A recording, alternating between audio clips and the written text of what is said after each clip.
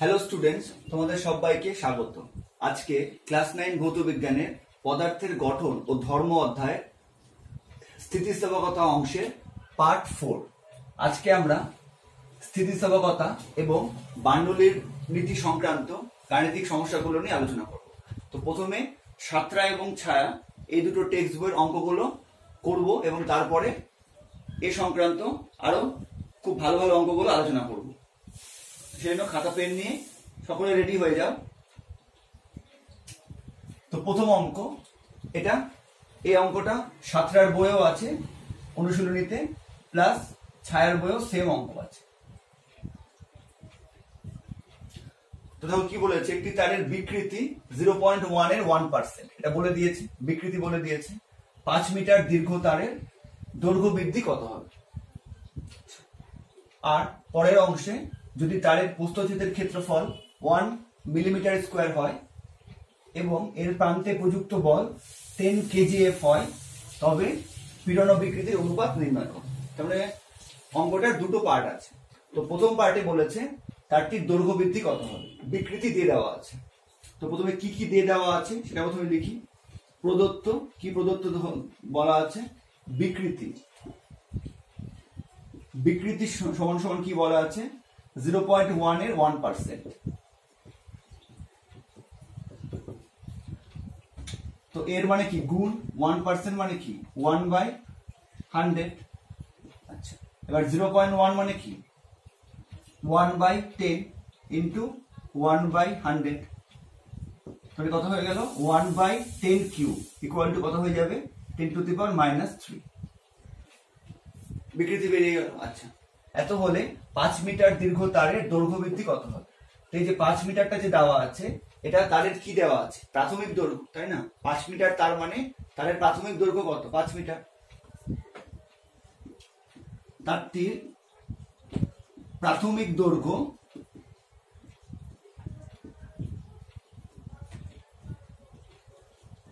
কত, 5 মিটার।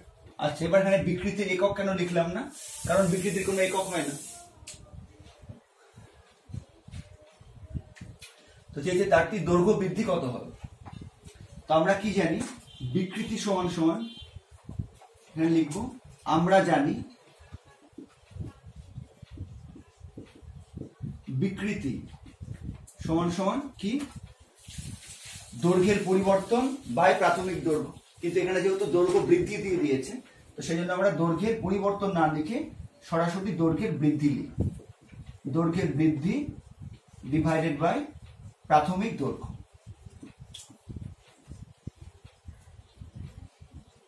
ওকে, আচ্ছা, এবার এদিকে চলে আসি। তো বিকৃতি কত আমরা বের করেছি, 10 to the power -3 equal to দৈর্ঘ্যের বৃদ্ধি, এটা বের করতে হবে।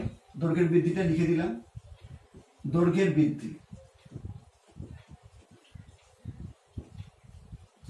আর হরে কত আছে, প্রাথমিক দৈর্ঘ্য। প্রাথমিক দৈর্ঘ্য কত, প্রশ্নে প্রদত্ত 5 মিটার, তো শুধুমাত্র 5 লিখে দিলাম। এবার দৈর্ঘ্যের বৃদ্ধি বের করতে হবে, অতএব দৈর্ঘ্যের বৃদ্ধি সমান সমান কত হবে, কোনাকুনি গুণ করলাম, cross multiplication, 5 into 10 to the power -3। আর যেহেতু এখানে দৈর্ঘ্যের বৃদ্ধি, এককটা দৈর্ঘ্যের হবে মিটার। এবার কত হচ্ছে 5 ইন্টু 10 টু দি পাওয়ার -3 মানে কত হয় 5/10 কিউব, মানে 5/1000 মিটার। তাহলে কত হয়ে যাবে 0.005 মিটার। ঠিক আছে, এটা হয়ে গেল প্রথম অংশটা। তার মানে উত্তর এবার লিখবে তারের দৈর্ঘ্য বৃদ্ধি হবে 0.005 মিটার। ঠিক আছে, এটা প্রথম অংশ হয়ে গেল। তো তোমরা করে নাও, বা দরকার হলে একটা স্ক্রিনশট নিয়ে নাও। এবার আমি পরের অংশটা করব, মুছে দিচ্ছি। ঠিক আছে, বুঝা গেছে, একদম সহজ। বিকৃতির মূল সূত্র দিয়ে প্রথম অংশটা হয়ে গেল। আচ্ছা, এবার বিকৃতি কত হলো সেটা এখানে লিখে রাখি, কারণ শেষে অনুপাতটা লাগবে, 0.005 মিটার। ঠিক আছে, এবার দেখো কি চেয়েছে, যদি তারের প্রস্থচ্ছেদের ক্ষেত্রফল 1 বর্গ মিলিমিটার হয় এবং তারে প্রযুক্ত বল 10 kgf হয়, তবে পীড়ন ও বিকৃতির অনুপাত নির্ণয় করো।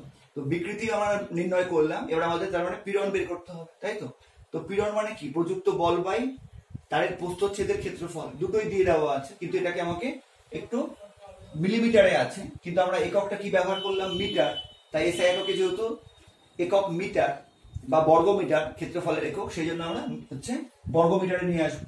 আচ্ছা, এবার লিখবো হচ্ছে তারটির প্রস্থচ্ছেদের ক্ষেত্রফল। তারটির প্রস্থচ্ছেদের ক্ষেত্রফল কত দেওয়া আছে, 1 মিলিমিটার স্কোয়ার।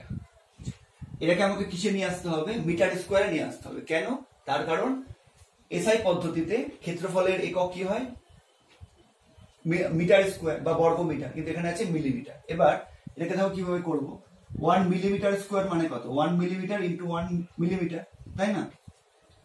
যে তারের দৈর্ঘ্য 1 মিলিমিটার এবং প্রস্থ 1 মিলিমিটার, তারই তো ক্ষেত্রফল 1 বর্গ মিলিমিটার। তো 1 বর্গ মিলিমিটার মানে কি লিখতে পারি, 1 মিলিমিটার ইন্টু 1 মিলিমিটার, তাহলে এটা পেয়ে যাবো। আচ্ছা, এবার মিলি মানে কত, 10 টু দি পাওয়ার -3, তার মানে 1 মিলিমিটার মানে কত, 10 টু দি পাওয়ার -3 মিটার বা 1/1000 মিটার। আবার এটা মানেও কত, 10 টু দি পাওয়ার -3 মিটার। তাহলে এবার কত হয়ে যাবে, 10 to the power -6 metre square, তাই তো। তার মানে তারটার ক্ষেত্রফল হচ্ছে মিটার এককে কত হলো, এসআই এককে কত হলো, 10 to the power -6 metre square. ভালো কথা। এবার প্রযুক্ত বল দিয়ে দেওয়া আছে, তাহলে কি বলবো হচ্ছে তারটির উপর প্রযুক্ত বল। তারটির উপর প্রযুক্ত বল কত, 10 কেজিএফ। এবার কেজিএফটা কি, কেজিএফ হচ্ছে কিলোগ্রাম ফোর্স। এটা কিসের একক, এটা কিন্তু এসআই পদ্ধতিতে বলের অভিকর্ষ একক। তো বলগতির অঙ্ক করার ক্ষেত্রেও কিন্তু আমি তোমাদের বলেছিলাম যে যদি বলের এককটা অভিকর্ষ একক দেওয়া থাকে, তাহলে আমাকে অবশ্যই সেটা কি হচ্ছে পরম এককে ট্রান্সফার করতে হবে, ঠিক আছে। তো তার জন্য আমরা কি জানি, 1 কেজিএফ মানে কত, 1 কিলোগ্রাম ফোর্স মানে কত, 9.8 নিউটন। তাহলে 10 কেজিএফ কত হবে, 10 কেজিএফ হচ্ছে 10 ইন্টু 9.8 নিউটন, তাহলে কত হয়ে যাবে, 98 নিউটন। বোঝা গেল, কেজিএফ হচ্ছে কিলোগ্রাম ফোর্স এসআই পদ্ধতিতে বলের অভিকর্ষ একক। কিন্তু অভিকর্ষ একক কিন্তু আমরা ক্যালকুলেশন করবো না, আমরা সবসময় পরম এককে ক্যালকুলেশন করি। তো সেই জন্য অভিকর্ষ একক থেকে পরম এককে ট্রান্সফার করতে হলো। তার জন্য বল গতিতে আমরা পড়েছি 1 কেজিএফ মানে 1 কিলোগ্রাম ফোর্স সমান 9.8 নিউটন। তাহলে তারটির উপর প্রযুক্ত বল কত হয়ে গেল, 98 নিউটন। এবার ছায়ার বইয়ে অনুশীলনীতে যে অঙ্কটা দেওয়া আছে সেখানে 10 কেজিএফ না বলে সরাসরি 98 নিউটন দিয়ে দেওয়া আছে, ঠিক আছে। এই জন্যই বললাম দুটো অঙ্ক কিন্তু একই। সাতটার বইয়ে প্রযুক্ত বলটাকে 10 কেজিএফ দেওয়া আছে, কিন্তু 10 কেজিএফ কার সঙ্গে সমান, 98 নিউটনের সঙ্গে সমান। ছায়ার বইয়ে সরাসরি এটাকে 98 নিউটন দিয়ে দেওয়া আছে, বাদ বাকি সমস্ত তথ্য সব একই আছে, ঠিক আছে। তা তারটির উপর প্রযুক্ত বল আমরা পেয়ে গেলাম, তার হচ্ছে ক্ষেত্রফল পেয়ে গেলাম। এবার তো কি লিখবো, যে অতএব নির্ণেয় পীড়ন। নির্ণেয় পীড়ন, পীড়ন কত হবে, পীড়ন মানে আমরা কি জানি, প্রযুক্ত বল। পীড়ন মানে কি, প্রযুক্ত বল বাই তারের প্রস্থচ্ছেদের ক্ষেত্রফল, তাই তো, এরিয়া F/A, তারের প্রস্থচ্ছেদের ক্ষেত্রফল। এবার এই ভ্যালুগুলো এখানে পুট করে দেব। তো প্রযুক্ত বল কত পেলাম আমরা, প্রযুক্ত বল পেয়েছি 98 নিউটন, লিখে দিলাম। আচ্ছা, আর ক্ষেত্রফল কত পেয়েছি, 10 টু দি পাওয়ার -6 কত হচ্ছে মিটার স্কোয়ার। তাহলে কত হয়ে যাবে, পীড়ন কত হয়ে যাবে, 98 ইন্টু 10 টু দি পাওয়ার -6টা উপরে উঠলে কত হয়ে যাবে, +6 নিউটন পার মিটার স্কোয়ার। এটাই হচ্ছে পীড়নের একক। তাহলে আমরা পীড়নটা বের করতে পারলাম। এবার প্রশ্নে এবার কি চেয়েছে, পীড়ন ও বিকৃতির অনুপাত। তাহলে আমরা পীড়ন বের করতে পেরেছি, বিকৃতি প্রথমে বের করেছি, এবার এই দুটোর অনুপাত বের করব, ঠিক আছে। এই অংশটা মুছে দিলাম। তাহলে লিখবো যে অতএব পীড়ন ও বিকৃতির নির্ণেয় অনুপাত, পীড়ন ও বিকৃতির নির্ণেয় অনুপাত। তো পীড়ন ও বিকৃতির অনুপাত মানে কি, পীড়ন বাই বিকৃতি, তাই না। এই দুটোর মধ্যে অনুপাত চেয়েছি, পীড়ন বাই বিকৃতি। তাহলে পীড়ন কত আমাদের এখনই বের করেছি 98 ইন্টু 10⁶। আচ্ছা, যেহেতু এখানটায় অনুপাত চেয়েছে, তো অনুপাতের কিন্তু কোনো একক হয় না, সেই জন্য আমরা শুধু 98 ইন্টু 10⁶ এটাই লিখবো, এককটা লিখবো না। বিকৃতি কত হয়েছে 0.005। আচ্ছা না, বিকৃতি এটা না, এটা হচ্ছে তারের দৈর্ঘ্য বৃদ্ধি। বিকৃতি প্রথমে দেওয়া ছিল, যেটা আমরা প্রথমে বের করেছিলাম।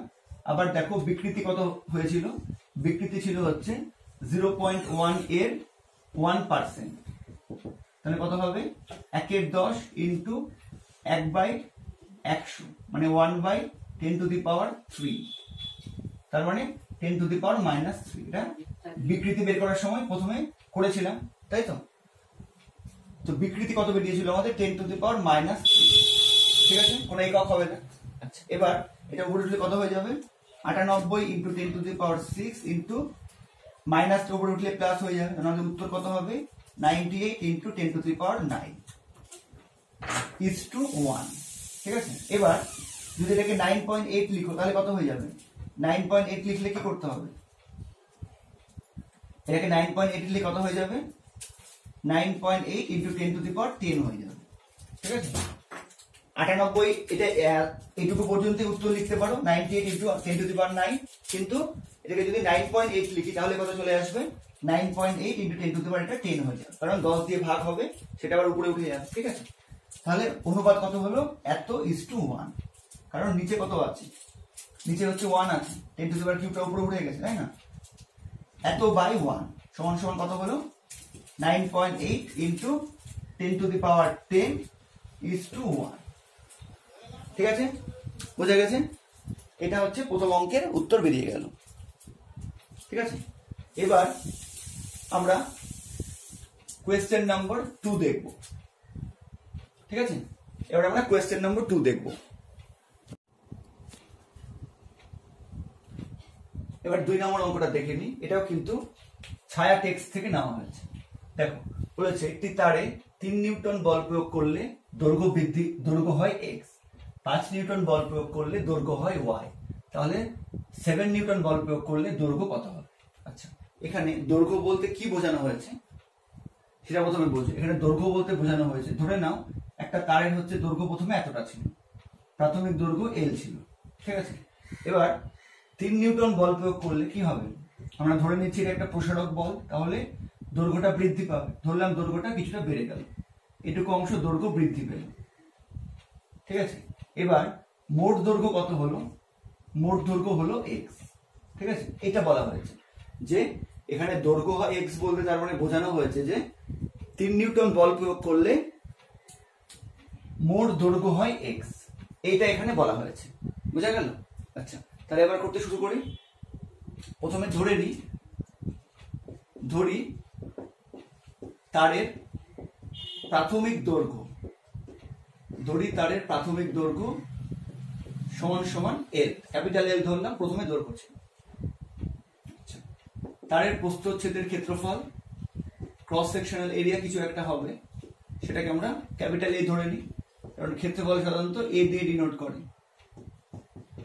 আচ্ছা, আর তারের উপাদানের ইয়ং গুণাঙ্ক, তাই না, তারটা কোন উপাদান দিয়ে তৈরি, যে উপাদান দিয়ে তৈরি তার একটা ইয়ং গুণাঙ্ক থাকবে, ইয়ং গুণাঙ্ক সমান সমান ক্যাপিটাল Y, এটা ধরে নিলাম। ঠিক আছে, ক্যাপিটাল Y। আচ্ছা, এবার আমরা জানি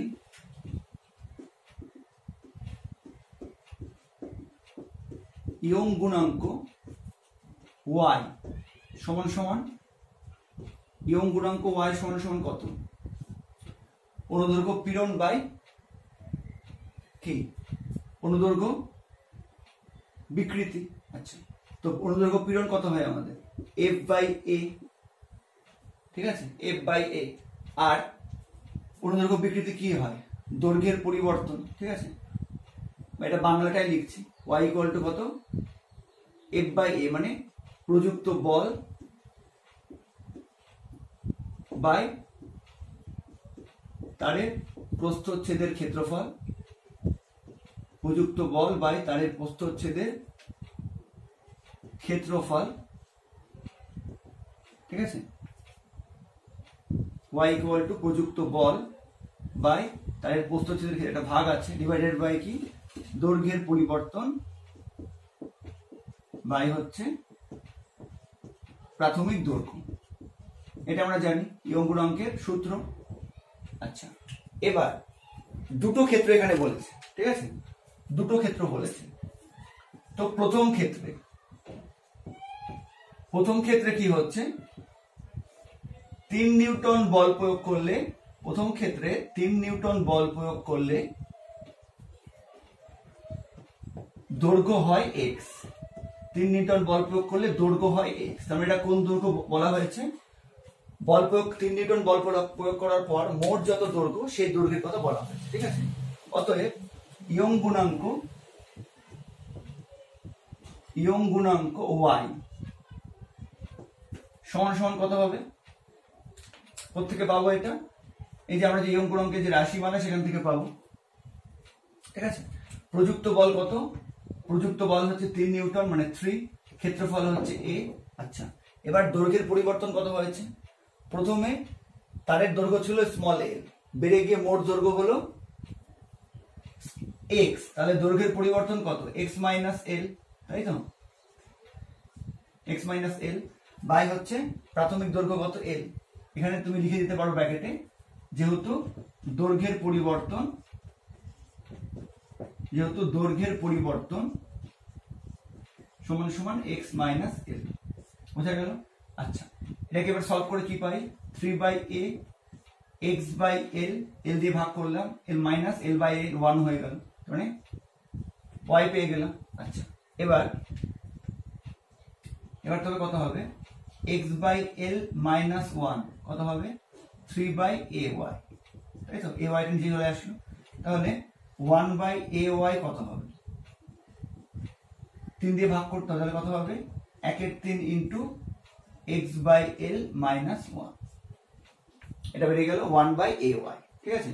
এটা আমাদের ইকুয়েশন নাম্বার 1 লিখে দিলাম, হয়ে গেল। আচ্ছা, এটা মুছে দিচ্ছি। এবার একই রকম ভাবে দ্বিতীয় ক্ষেত্রে বের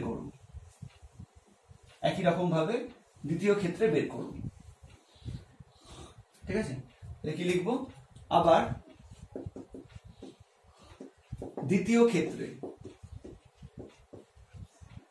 ক্ষেত্রে কি বলে দিয়েছে দেখো, 5 নিউটন বল প্রয়োগ করলে দৈর্ঘ্য হয় ওয়াই। দ্বিতীয় ক্ষেত্রে 5 নিউটন বল প্রয়োগ করলে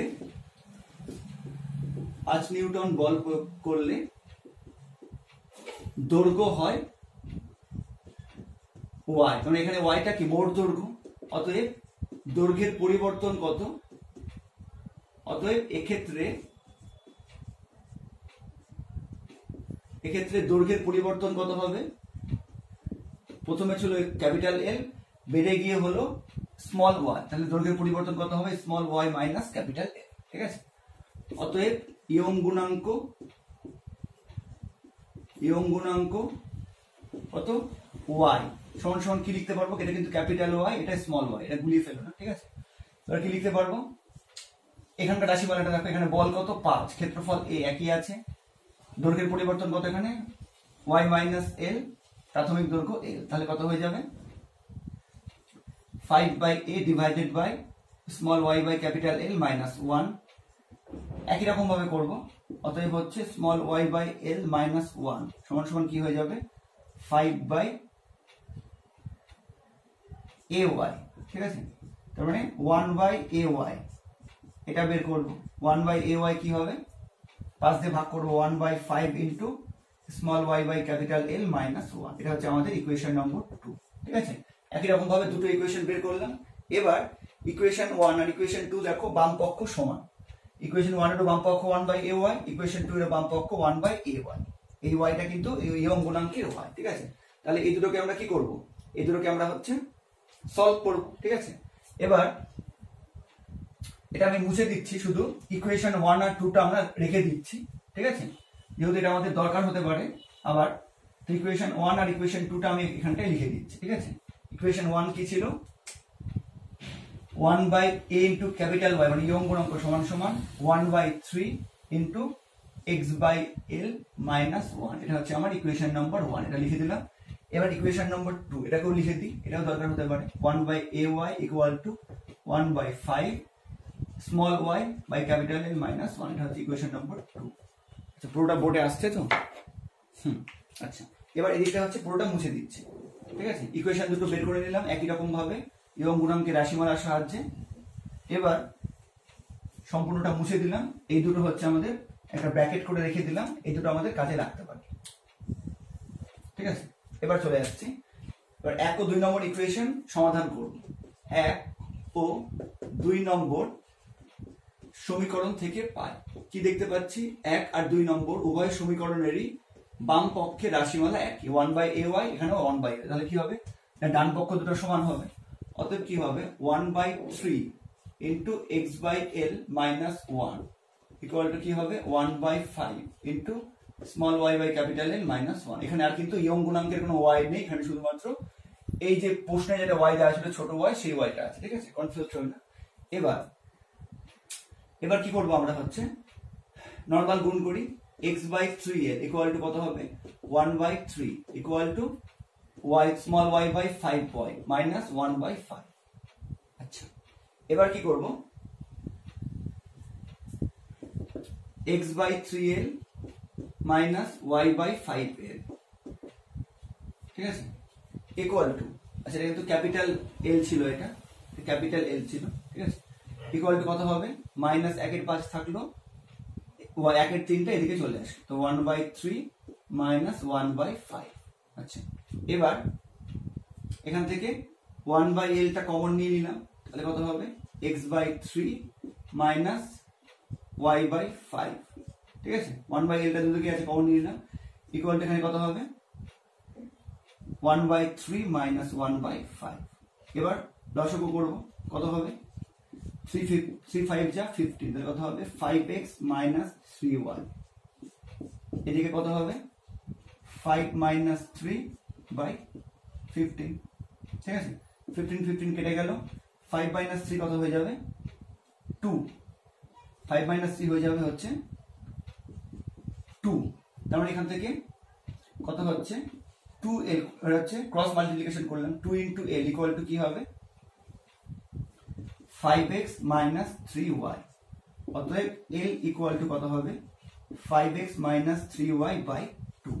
এটা আমরা কি পেয়ে গেলাম, তারটার প্রাথমিক দৈর্ঘ্য, যেটা আমরা প্রথমে ক্যাপিটাল L ধরেছিলাম, ঠিক আছে। অতএব তারটির প্রাথমিক দৈর্ঘ্য,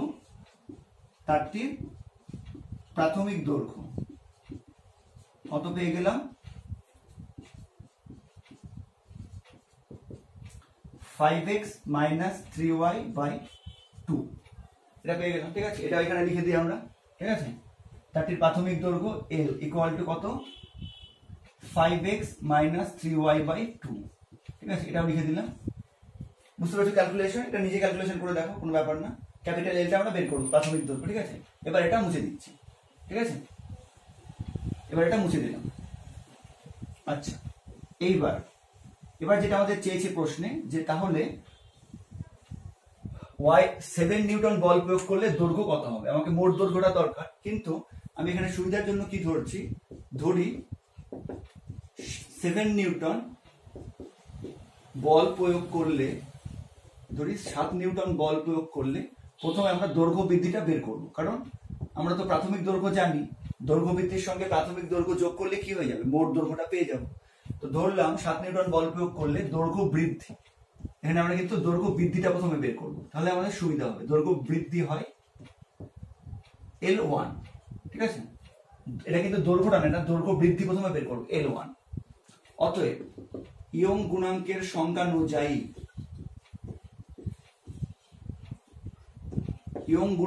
সংখ্যানুযায়ী আমরা কি লিখতে পারবো, এবার দেখো, ইয়ং গুণাঙ্ক মানে কত, y ইকুয়াল টু কি, অনুদৈর্ঘ্য পীড়ন বাই অনুদৈর্ঘ্য বিকৃতি, মানে প্রযুক্ত বল বাই ক্ষেত্রফল। প্রযুক্ত বল F কত, এখানে 7 নিউটন, মানে 7, ক্ষেত্রফল ক্যাপিটাল A, বাই হচ্ছে দৈর্ঘ্যের পরিবর্তন বাই দৈর্ঘ্য, প্রাথমিক দৈর্ঘ্য। এখানে দৈর্ঘ্যের পরিবর্তন বলতে দৈর্ঘ্য বৃদ্ধি, যেটাকে আমি L1 ধরে নিয়েছি, তাহলে L1 বাই হচ্ছে ক্যাপিটাল L প্রাথমিক দৈর্ঘ্য, ঠিক আছে। এবার তাহলে এটাকে ক্যালকুলেশন করলে কি হবে, Lটা উপরে উঠবে 7L বাই A L1, ঠিক আছে, এটা হয়ে যাবে। আচ্ছা, এবার এখান থেকে কি করব, এখান থেকে এবার আমি এই L1টা বের করতে চাই। ঠিক আছে, এখান থেকে ভাবো এই L1টা আমি বের করতে, দৈর্ঘ্য বৃদ্ধিটা আমার বের করতে হবে। তাহলে L1 কত হবে? L1 ইকুয়াল টু কত হবে? 7L/AY, তাই তো? এই যে L1 কত হবে, বা হচ্ছে অসুবিধা হলে কোনাকুনি গুণ করে নাও, y into a into L1 equal to 7L, তার মানে L1 কত? 7L/AY। আচ্ছা, এবার এটাকে কিভাবে লিখতে পারি? 7L থেকে গেল ইন্টু 1/AY। ঠিক আছে, কিভাবে লিখতে পারবো? একই থাকবে। এবার 1/AY মানে কত? এবার এই মানটাও লিখতে পারি, এই মানটাও লিখতে পারি, যে কোনো একটা মান তুমি বসিয়ে দাও। আমি 1 নম্বর সমীকরণ থেকে AY মানটা পাবো, তুমি 2 নম্বর সমীকরণ থেকে বসালো একই হবে। ঠিক আছে, এবার এখানে বসিয়ে দিলাম, কত হবে? 1/AY মানে কত আমাদের? 1/3 into x/L minus 1 into 7L। ঠিক আছে, তাহলে এবার কি হলো দেখি, 1/3, আচ্ছা, x মাইনাস L/L, তাই তো, দশমিক করল ইন্টু 7L, L কেটে গেল, তাহলে আলটিমেটলি কি থাকলো? 7/3 x মাইনাস L। ঠিক আছে, L1 কত হলো? 7/3 x মাইনাস L। এবার এটাকে সলভ করব, তাহলে কত হবে? এখানে চলে আসছে আবার। অতএব দৈর্ঘ্য বৃদ্ধি L1 কত হলো? 7/3 থাকলো x মাইনাস, সেকেন্ড ব্র্যাকেট দিলাম, x মাইনাস L। L এর ভ্যালু কত? প্রাথমিক দৈর্ঘ্য এটা 5x মাইনাস 3y/2। ঠিক আছে, 5x মাইনাস 3y/2। ঠিক আছে, এবার 7/3 থেকে গেল, তাহলে কত হবে? 2x minus 5x plus 3y/2। ঠিক আছে, সেকেন্ড ব্র্যাকেট আর উঠিয়ে দিলাম, দরকার নেই আর। এবার কত হচ্ছে? 7/3 কমন নিলাম, কত হচ্ছে? 3y minus 3x/2। এখান থেকে আবার 3টা কমন যাবে, তাহলে কত হবে? y minus x/2। 3 কেটে গেল, দিয়ে আমরা আলটিমেটলি কত পেলাম? 7 ইন্টু, আমরা আলটিমেটলি কত পেলাম? 7/2 ইন্টু y মাইনাস x। বুঝা গেল? এটা কি পেলাম? দৈর্ঘ্য বৃদ্ধি। বুঝা গেল? সম্পূর্ণটা আসছে? হ্যাঁ, তাহলে y1 কত পেলাম? 7/2 ইন্টু y মাইনাস x। তার মানে এবার একদম ফাইনাল চলে আসবে, তারপরে আমরা কি পেলাম? অতএব 7 নিউটন বল প্রয়োগ করলে, 7 নিউটন বল প্রয়োগ করলে তারটির দৈর্ঘ্য বৃদ্ধি আমরা পেয়ে গেলাম। কত পেলাম? 7/2 ইন্টু y মাইনাস x। অতএব তারটির দৈর্ঘ্য, কারণ এখন নির্ণেয় দৈর্ঘ্য কত হবে? অতএব তারটির নির্ণেয় দৈর্ঘ্য, যেটা আমাদের চেয়েছে, কত হবে? নির্ণেয় দৈর্ঘ্য বলতে কি? মোট দৈর্ঘ্য, তার মানে হচ্ছে প্রাথমিক দৈর্ঘ্য প্লাস হচ্ছে যে পরিমাণ দৈর্ঘ্য বৃদ্ধি পেল, মানে L প্লাস L ছিল প্রাথমিক দৈর্ঘ্য, L1 হচ্ছে দৈর্ঘ্য বৃদ্ধি, এদেরকে আবার যোগ করে দিব, তাহলেই হয়ে যাবে ফাইনাল আনসার। তাহলে L কত? 5x minus 3y/2 plus L1 কত আমাদের? 7/2y minus x। কারণ এবার হচ্ছে 2 লসাগু চলে গেল, কত হলো? 5x মাইনাস 3y প্লাস কত হচ্ছে? 7y minus 7x। ঠিক আছে, এবার ক্যালকুলেশন করো, কত হচ্ছে? 7y মাইনাস 3y, তাহলে কত হচ্ছে? 4y। আচ্ছা, মাইনাস 7x প্লাস 5x কত? Minus 2x/2। আচ্ছা, ঠিক হলো তো? 7y minus 3y 4y। আচ্ছা, মাইনাস 7x প্লাস 5x কত হচ্ছে? Minus 2y। এবার এখান থেকে 2 কমন নিলাম, তাহলে কত হচ্ছে? 2y minus x/2। 2 কেটে গেল, দিয়ে আলটিমেটলি কত হলো? 2y minus x। বোর্ডে দেখা যাচ্ছে? তার মানে আলটিমেটলি এটা হচ্ছে সলভ করে আমরা উত্তর কত পেলাম, দৈর্ঘ্য বৃদ্ধি কত হলো আমাদের 2y - x। ঠিক আছে, দৈর্ঘ্য বৃদ্ধি মানে কত হলো, উত্তর কত হবে 2y - x। ঠিক আছে, ক্যালকুলেশনটা একটু বড় ছিল, একটু ঠান্ডা মাথায় করতে হবে, কিন্তু কনসেপ্টটা আমাদের ইজি জানা কনসেপ্ট। ওকে, এবার 3 নম্বর অঙ্ক দেখে নিব। ঠিক আছে, এবার কোয়েশ্চেন নাম্বার 3। Question number 3। ঠিক আছে,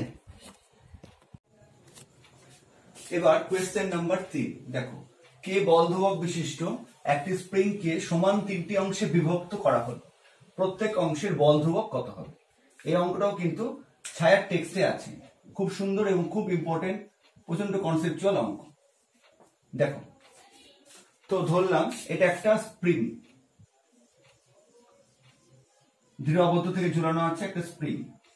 আচ্ছা, এবার যখন স্প্রিংকে 3টে অংশে বিভক্ত করা হয়নি, তখন ধরলাম নিচের দিকে এফ বল প্রয়োগ করার ফলে স্প্রিং এর দৈর্ঘ্য বৃদ্ধি হলো x। ঠিক আছে, যখন 3টে অংশে বিভক্ত করা হয়নি তখন ধরলাম যে এফ বল প্রয়োগ করার ফলে দৈর্ঘ্য বৃদ্ধি কত হলো, এই দৈর্ঘ্য বৃদ্ধি হলো এইটুকুনি অংশ, x অংশ। ঠিক আছে, তাকে তো লিখে ফেলি যে ধরি স্প্রিংটিকে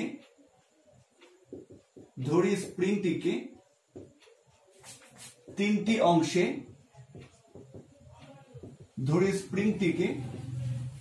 অংশে, বিভক্ত করার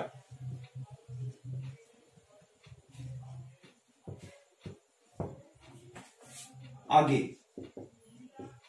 স্প্রিংটিকে 3টি অংশে বিভক্ত করার আগে এফ বল প্রয়োগ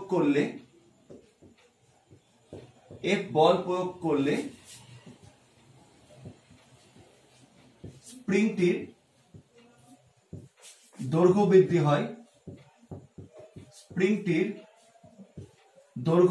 হয়, সমান সমান x। ঠিক আছে, ধরলাম যে যখন স্প্রিংকে 3টা অংশে ভাগ করা হয়নি তখন এফ বল প্রয়োগ করলে দৈর্ঘ্য বৃদ্ধি হয় x। তাহলে কি হবে, f সমানুপাতিক x, অতএব f ইকুয়াল টু kx, যেখানে k সমান সমান স্প্রিংটির বল ধ্রুবক, এটা কিন্তু প্রশ্নেও দেখো কে দিয়ে দিয়েছে, কে বল ধ্রুবক, সেখানে এখানে কে ধরে নিচ্ছি স্প্রিং এর বল ধ্রুবক। এবার এখান থেকে আমরা কে এর মানটা নির্ণয় করে নিলাম, তো কে কত হবে, কে ইকুয়াল টু f/x। ঠিক আছে, এটা হচ্ছে প্রাথমিক অংশ। এবার যদি স্প্রিংটিকে সমান 3টে অংশে ভাগ করা হয়, ঠিক আছে, এবার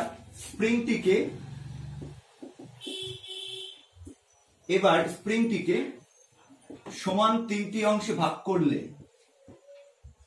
সমান 3টি অংশে বিভক্ত করলে একই বল F এর প্রভাবে প্রত্যেক অংশের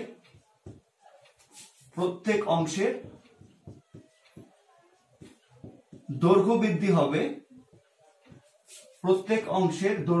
হবে, কত হবে x/3।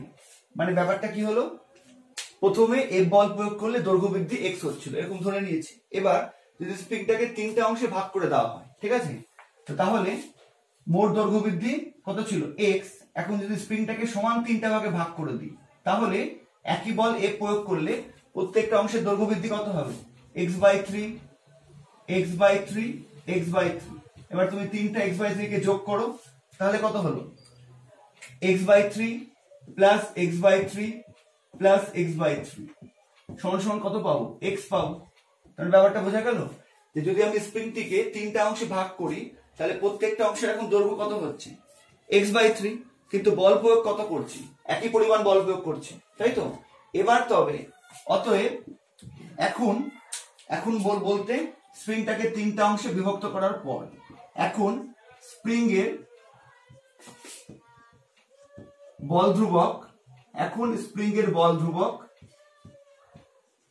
যদি কে ড্যাশ হয়, তবে কে ড্যাশ সমান সমান কত হবে? একই সূত্র, প্রযুক্ত বল এফ বাই দৈর্ঘ্য বৃদ্ধি কত? X by 3। এখন কত হয়ে যাচ্ছে? 3টা উপরে চলে যাবে, এফ বাই এক্স সমান সমান 3k। তাহলে আমরা দেখাতে পারলাম যে স্প্রিংটাকে যদি 3টা সমান অংশে বিভক্ত করা হয়, তাহলে যে নতুন বল ধ্রুবক পাবো সেটা কি হবে? 3 গুণ বৃদ্ধি পেল, তাই না? কে ড্যাশ ইকুয়াল টু 3k। তার মানে এখন বল ধ্রুবক কত হবে? 3k। সেটা কিন্তু শর্ট প্রশ্ন বা এমসিকিউ এর জন্য খুবই ইম্পর্টেন্ট। যতগুলো ভাগে বিভক্ত করা হবে বল ধ্রুবক কিন্তু ততগুণ বৃদ্ধি পাবে, ঠিক আছে? যদি স্প্রিংটাকে 2 ভাগে ভাগ করা হতো, তার সমান দুটো অংশে বিভক্ত করা হতো, তাহলে বল ধ্রুবক কি হয়ে যেত? পূর্বের দ্বিগুণ হয়ে যেত। 4 ভাগে ভাগ করা হলে বল ধ্রুবক কি হয়ে যেত? আগের 4 গুণ হয়ে যেত। এই কনসেপ্টটা কিন্তু খুবই ইম্পর্টেন্ট। তো বল ধ্রুবক 3 গুণ হয়ে গেল, যেমন এই অঙ্কটার ক্ষেত্রে বল ধ্রুবক 3 গুণ হয়ে গেল, তার মানে স্প্রিংটার কি হলো? অনমনীয়তা 3 গুণ বেড়ে গেল, কারণ এখন স্প্রিংটা ছোট হয়ে গেছে। তার মানে স্প্রিংটাকে এখন টানতে বেশি বল প্রয়োগ করতে হবে, ঠিক আছে? তো খুব গুরুত্বপূর্ণ কনসেপ্ট আর খুব ভেরি ইম্পর্টেন্ট অঙ্ক এটা কিন্তু। এবার কোয়েশ্চেন নম্বর 4 দেখে নিই। 0.8 ও 1.2 আপেক্ষিক গুরুত্বের দুটি তরলকে সমভাবে মিশ্রিত করলে মিশ্রণের আপেক্ষিক গুরুত্ব কত হবে? এটাও ছায়া প্রকাশনের অঙ্ক, ঠিক আছে? দেখো, তো এখানে দুটো তরলের আপেক্ষিক গুরুত্ব দিয়ে দিয়েছে এবং একটা তথ্য দিয়ে দিয়েছে দুটি তরলকে সমভাবে মিশ্রিত করা হয়েছে। তো সমভাবে কথাটার মানে হচ্ছে যে সম আয়তনে মিশ্রিত করা হয়েছে, ঠিক আছে? তো ধরে নিই প্রথমে যে প্রথমে এই কথাটা আমি লিখে দেব যে প্রশ্নানুযায়ী তরল দুটিকে সমভাবে অর্থাৎ সম আয়তনে মিশ্রিত করা হয়েছে। সমভাবে অর্থাৎ সম আয়তনে মিশ্রিত করা হয়েছে, ঠিক আছে? সমভাবে কথাটার মানে কিন্তু হচ্ছে সম আয়তনে। ধরি এই সম আয়তন ভি, ধরি এই সম আয়তন সমান সমান ভি সেন্টিমিটার কিউব, অর্থাৎ প্রতিটি তরলের ভি সেন্টিমিটার কিউব নিয়ে মিশ্রণটি তৈরি করা হয়েছে।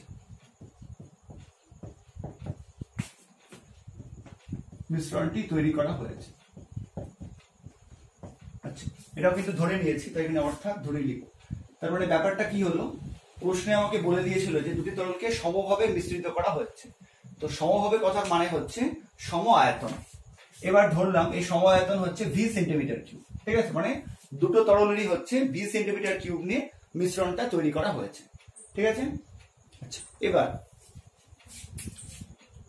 দেখো, দুটো তরলের ক্ষেত্রে আলাদা আলাদা করে বের করব।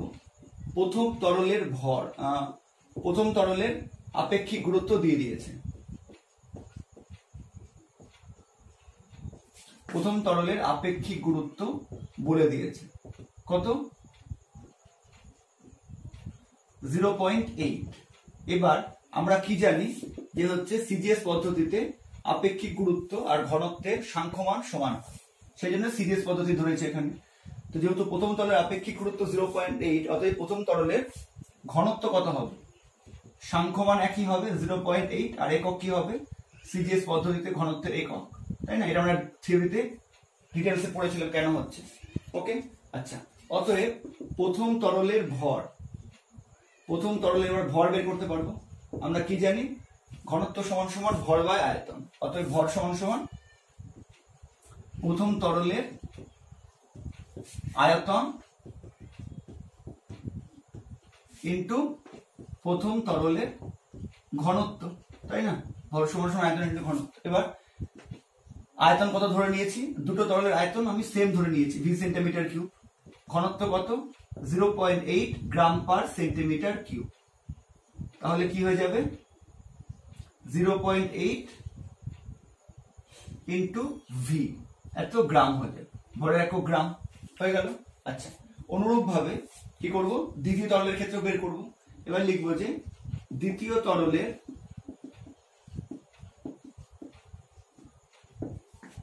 আপেক্ষিক গুরুত্ব কত দিয়ে দিয়েছে 1.2 বলে দিয়েছে। অতএব দ্বিতীয় তরলের ঘনত্ব কত হবে 1.2 গ্রাম পার সেন্টিমিটার কিউব। ঠিক আছে, এবার অতএব দ্বিতীয় তরলের ভর যদি আমি m2 ধরি, আচ্ছা প্রথম তরলের ভরটা এখানে m1 ধরে নিই, দ্বিতীয় তরলের ভর যদি m2 ধরি তাহলে m2 কত হবে একই রকম, দ্বিতীয় তরলের আয়তন ইন্টু দ্বিতীয় তরলের ঘনত্ব, তাহলে কত হবে v সেন্টিমিটার কিউব ইন্টু 1.2 গ্রাম পার সেন্টিমিটার কিউব। তাহলে কত হয়ে যাবে 1.2 ইন্টু ভি গ্রাম। ঠিক আছে, পেয়ে গেলাম দুটো তরলের ভর, দুটো তরলের আয়তন পেয়ে গেলাম। এবার আমাকে কি বের করতে হবে মিশ্রণের আপেক্ষিক গুরুত্ব। তো যদি আমি মিশ্রণের ঘনত্ব বের করতে পারি সেখান থেকে আমি আপেক্ষিক গুরুত্ব পেয়ে যাব। ঠিক আছে, কারণ সিরিয়াস পদ্ধতি ধরেছি। এবার লিখব যে অতএব মিশ্রণের মোট ভর, মিশ্রণের মোট ভর কত, প্রথম তরলের ভর m1, দ্বিতীয় তরলের ভর m2, তো m1 প্লাস m2 গ্রাম। আচ্ছা, এবং মিশ্রণের, আচ্ছা এবার m1 আর m2 মানে আমি বের করেছি। ঠিক আছে, তো ভ্যালুটা বসিয়ে দেব। m1 কত হয়েছে 0.8 v প্লাস m2 কত হয়েছে 1.2 v, এত গ্রাম। তাহলে কত হয়ে যাবে 1.2 আর 0.8 কত হয়ে যাবে 2.0 মানে 2 v গ্রাম। ক্লিয়ার, পেয়ে গেলাম। আচ্ছা, এবং এবার মিশ্রণের মোট আয়তন, মিশ্রণের মোট আয়তন, মিশ্রণের মোট আয়তন কত, প্রথম তরলের ভি, দ্বিতীয় তরলেরও ভি, দুটোটি সেম ধরেছি সমায়তন, তাহলে হয়ে গেল 2v সেন্টিমিটার কিউব। ঠিক আছে, এবার অতএব মিশ্রণের কি বের করব ঘনত্ব, মিশ্রণের ঘনত্ব সমান সমান কি হবে মিশ্রণের মোট ভর, মিশ্রণের মোট ভর ডিভাইডেড বাই মিশ্রণের মোট আয়তন। এটাই ঘনত্বের সূত্র, দুটোই আমরা জেনে গেছি। মোট ভর কত হয়েছে 2v গ্রাম, মোট ভর কত হয়েছে 2v গ্রাম। আচ্ছা, আর মোট আয়তন কত হয়েছে 2v সেন্টিমিটার কিউব। তাহলে 2v কেটে কি কত হবে 1, তাহলে 1 গ্রাম পার সেন্টিমিটার কিউব। ঠিক আছে, তারপরে আমরা কি পেয়ে গেলাম যে হচ্ছে এবার কি লিখব মিশ্রণের আমরা কি পেয়ে গিয়েছি, মিশ্রণের আমরা ঘনত্ব পেয়ে গেছি। কত পেয়েছি 1 গ্রাম পার সেন্টিমিটার কিউব। অতএব মিশ্রণের